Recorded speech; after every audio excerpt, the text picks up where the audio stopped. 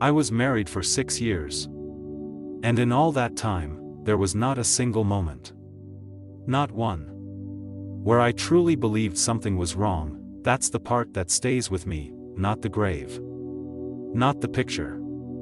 Not even what I hear at night now, but the fact that for 6 years, everything felt completely normal, safe, real, and if I'm being honest, perfect, which is exactly why I didn't see it, or maybe I wasn't meant to, because when something is wrong in a way your mind cannot understand, it doesn't alarm you, it adapts, and that's what I did. I adapted to him. I met him on a bus. But even now, when I try to remember that day clearly, it feels less like a memory, and more like something that was placed there after the fact. Like it didn't happen naturally, like it started before I got there. The bus wasn't full. There were empty seats. But he still chose the one beside me, not across, not behind, beside me, close enough that I could feel the cold from his arm before he even spoke. I remember that, not noticing it fully, but reacting to it, that slight shift in my body. Like something in me registered it before my mind did. He didn't say anything at first, he just looked at me, and it wasn't the kind of look people give strangers. It wasn't curiosity, it wasn't attraction, it was recognition, like I had been missing. And he had finally found me. I tried to ignore it at first. I looked out the window, adjusted my bag, checked my phone. Anything to break whatever that moment was, but the feeling didn't go away. It stayed, sitting there between us, waiting. So eventually, I turned to him and asked the simplest question I could think of, what? And he smiled, not quickly, not casually, slowly, controlled, like he had been expecting me to ask, and then he said it, you look familiar. People say that all the time, but not like that, not with that certainty, not like it wasn't a guess, but a fact. Something about the way he said it made my chest feel tight for a second, like my body didn't agree with my reaction, but I still smiled, because that's what you do. You follow normal behavior.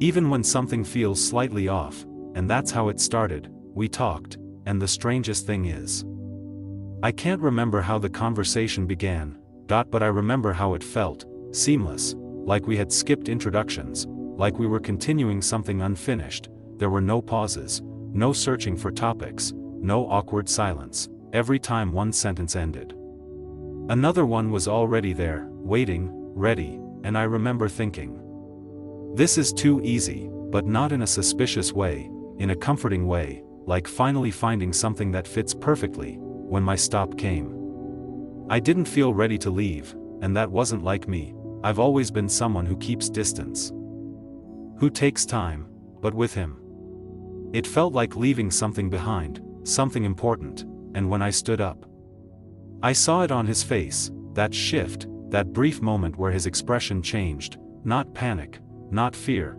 something deeper, like loss, immediate, and he didn't hesitate. He reached for my phone. Before I could even respond, before I could even decide, and he saved his number. His fingers brushed against mine, and they were cold, not normal cold, not air conditioning cold, cold in a way that didn't match the environment, cold in a way that made me pull back slightly, just for a second, before pretending I hadn't noticed, because again, normal behavior. Always normal. That night, he called, and from that moment, there was no space between us, not a day, not an hour, not even a moment where he felt distant. He was always there, always available, always present. Morning messages, late night calls, long conversations that stretched into silence, but never felt empty. We would fall asleep on the phone sometimes, and I would wake up hours later, and the line would still be connected. No movement, no sound. Just there, at the time. It felt comforting. Now, I think about it differently, because normal people don't stay that still for that long. Normal people shift, breathe differently, make small sounds, but with him, sometimes it felt like he wasn't sleeping at all, just waiting. Weeks passed, then months, and instead of fading, it intensified. Everything in my life started to revolve around him, not forcefully, not obviously, just naturally, like everything else was becoming less important on its own, and I let it happen, because being with him felt like being understood. Without explanation, we got married faster than I ever imagined I would, and even then, there was no resistance, no hesitation. It didn't feel rushed, it felt inevitable, like we had skipped something in between, like this was always the next step. My parents loved him, everyone did. He knew exactly what to say, exactly how to act, polite, calm, respectful, measured, too measured, but no one noticed that, because perfection doesn't raise suspicion, it lowers it. We built a life, a real one, 3 children, a home filled with laughter, routine, warmth. He provided everything, effortlessly, and that's something I never questioned, even though I should have, because I never actually saw him work. Not clearly, not consistently. Money just appeared, solutions just happened, problems never lasted long enough to become real. At the time, I called it stability. Now, I call it something else, because real life has friction, and ours didn't, and then there were the nights. That's where it started to break, not loudly, not all at once, slowly, quietly, like something testing the edges. I would wake up sometimes, not fully, just enough to feel that something wasn't right, and the room would feel different, heavier, like the air had changed, and when I turned, he would be sitting there, at the edge of the bed, still, completely still, not moving, not shifting, just sitting, facing the darkness. And the first time I saw it, I thought he was awake, thinking, but the longer I looked, the more wrong it felt, because he wasn't moving at all, not even slightly, no adjustment, no breathing shift, nothing. So I said his name, softly, and he didn't respond, not immediately. There was always a delay, a few seconds, that felt longer than they should have, and then, slowly, he would turn, and for just a fraction of a moment, his face would be empty, not tired, not distracted, empty, like something hadn't loaded yet, and then, the expression would return, the smile, the warmth, the normal. I couldn't sleep. Every time, the same answer, and every time, I accepted it, because it was easier, because questioning it meant admitting something wasn't right, and I wasn't ready for that, not yet. The mirrors came later, small at first, easy to ignore. He just didn't use them, didn't stand in front of them, didn't look at them directly, even when passing by. His eyes would shift slightly away, always, consistently, and one day, I joked about it. I said, "Do you have something against mirrors?" And he paused, just for a second, then smiled, and said something I didn't understand at the time. Some things don't like being seen twice. I laughed. I remember laughing, and I wish I hadn't, because now, that sentence doesn't leave me. And then, the picture, the one my daughter took, that's where everything truly begins, because that was the first time he didn't stop something that could reveal him, and maybe that was intentional, or maybe it was a mistake, I don't know. But I remember the moment clearly, the way he looked at the phone, the way his expression shifted slightly, awareness, not fear, not anger, awareness, and then, he let it happen. Years later, when I found that picture again, I already felt it before I saw it, that wrongness, that quiet warning, and when I opened it, my hands started shaking, before my mind understood why, because deep down, I already knew, he wasn't there. Not faded, not blurred, gone, completely gone. Like he had never existed in that moment at all, and that's when everything started to collapse, because memories don't disappear, people don't vanish from pictures, unless they were never meant to be captured. And then, the stranger came, and everything ended, the same way it started, with someone looking at me, like they already knew the truth, and waiting for me to catch up. The stranger didn't rush me, that's what made it worse. If he had been aggressive, loud, insistent, I could have rejected him. I could have thrown him out and convinced myself he was crazy, but he wasn't. He stood there, calm, patient, watching me the same way my husband used to on that bus, like he already knew something I didn't. "I think you should call him again," he said, not a suggestion, not a question, a quiet instruction. So I did, and I remember this part clearly, because it's the moment something inside me began to shift permanently. the phone rang, once, twice, 3 times, and then, nothing, no answer, no callback, no message, nothing, and that had never happened before. Not once in 6 years. My husband always answered, always, even when he was busy. Even when he was driving. Even in the middle of the night, he always answered, but this time, there was nothing, and the silence that followed that call felt different, heavier, like it wasn't just absence, but interruption, like something had been cut off. The stranger watched my face carefully. Like he was waiting for that exact realization, then he nodded slightly. Almost to himself. And said, "I'll come back." And he left, just like that, no explanation, no pressure, just certainty. And the moment the door closed behind him, the shop felt wrong, not empty, wrong, like something had shifted out of place. And everything else was trying to adjust around it. I closed early that day. I don't even remember making the decision. I just found myself locking the door. Walking home faster than usual. My mind trying to hold on to normal thoughts, but failing, because something kept repeating in the background, over and over. He didn't answer. He didn't answer. He didn't answer. When I got home, the house was quiet, too quiet, no television, no movement, just that same heavy stillness, waiting. I called his name, no response. I checked every room, nothing, no sign that he had even been there that day, but his things were still there, clothes, shoes, his watch on the table. Everything in its place, except him, that night. I didn't sleep, not really. I lay in bed, staring at the ceiling. Listening, because the silence didn't feel empty, it felt occupied, like something was there, just not moving, and at some point, I felt it, that same feeling I used to get when he walked into a room, that slight change in the air, that subtle shift in pressure, like the space itself was reacting. But when I turned, there was nothing.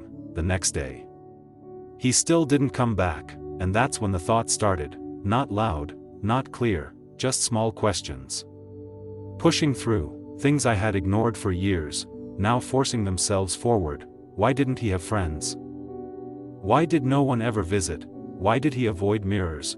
Why did he never talk about his past in detail? Why did everything about him feel perfect, but incomplete? And the worst question of all, why didn't I notice sooner? By the 3rd day, I couldn't ignore it anymore. The house didn't feel like my house. It felt like a place something had stayed in, and then left improperly, like a presence had been removed, but not fully gone. That's when I found the picture. I wasn't even looking for it. I was going through old things, trying to ground myself, to remind myself that my life was real, that everything made sense. And then I saw it, my daughter's photo.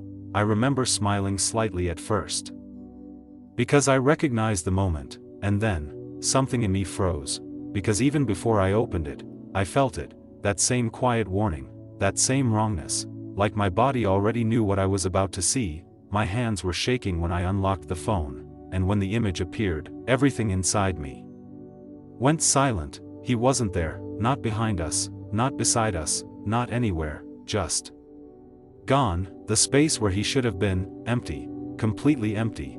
And the worst part wasn't the fear, it was the realization, because that moment existed. I remembered it. I remembered him standing there. I remembered his hand on my shoulder. I remembered the way he smiled. So if he wasn't in the picture, then what had I been remembering? That's when I stopped trying to explain it, because there was no explanation that fit, only one truth. Something was very, very wrong, and it had been wrong for a long time. I didn't wait for the stranger to come back. I went looking, for the first time. I started asking questions I should have asked years ago, his full name, his history, where he came from, and every answer led me somewhere I didn't expect, because there was almost nothing, no records that made sense, no connections, no past that held together, just fragments, until I found one thing, one name, one location, that led me to a house. And when I got there, and knocked on the door, my heart was already beating too fast, because I knew, I didn't know how, but I knew, the man who opened the door, looked exactly like him, not similar, not close, exact, just older, tired, real. And the moment he saw me, his expression changed, not confusion, not curiosity, recognition, the same look my husband had given me on that bus. And that's when I understood something that made my stomach drop. I had seen that look before, more than once. He didn't ask who I was, he just said, "Where did you meet him?" And my voice barely worked when I answered, "A bus." He closed his eyes for a moment, like he had been expecting that. Like this wasn't the first time, and then he said something I will never forget. He does that. Does, not did, does, like this wasn't over, like it was still happening. That's when they took me to the grave. I didn't want to go, but I couldn't stop myself, because at that point, I needed to see it. I needed something real, even if it broke everything else. And when we got there, and I saw the name, his name, carved into stone, with a date, 10 years before I met him, something inside me didn't shatter. It settled, like a truth finally being accepted, after being denied for too long. He had been dead, long before he found me, and yet, he lived with me. Loved me, built a life with me, had children with me, children, who were still at home, waiting. That thought hit me harder than anything else, because if he wasn't real, then what did that make them? I went home in silence. I don't remember the journey. I don't remember thinking. I just remember arriving, opening the door, and feeling it again, that presence, stronger this time, closer, like something was no longer hiding. My children were in the living room, quiet, too. Quiet, and when I walked in, they all looked at me, at the same time, and my youngest said something, in the most normal voice, like she was describing something ordinary. "Daddy came back." Everything inside me went cold. I forced myself to speak. When she pointed, behind me, he was standing there. "Watching you." I didn't turn around, I couldn't, because I already felt it, that shift in the air, that familiar stillness, that quiet, waiting presence, right behind me, and slowly, very slowly, I understood something that I have never been able to forget. He didn't leave, he never left, he was only gone, as long as I believed he was, and now, I knew, now I understood, now I had seen the grave, and that meant, there was nothing left protecting me from him, that night. I didn't go to my room, I stayed with my children, lights on, every door open, every sound amplified, and sometime, deep into the night, when everything was completely still, I heard it, not from far away, not from outside, from inside the house, a soft movement, slow, measured, familiar, like footsteps, that didn't quite touch the ground, and then, the bedroom door, the one I hadn't entered, creaked open, by itself, just slightly, enough to show darkness inside, and I knew, he was there, waiting, like he always had been, patient, unmoving, certain. And then, from the darkness, I heard his voice, exactly the same, soft, calm, close. "You left." Not angry, not accusing, just stating it, like a fact, and something inside me broke then.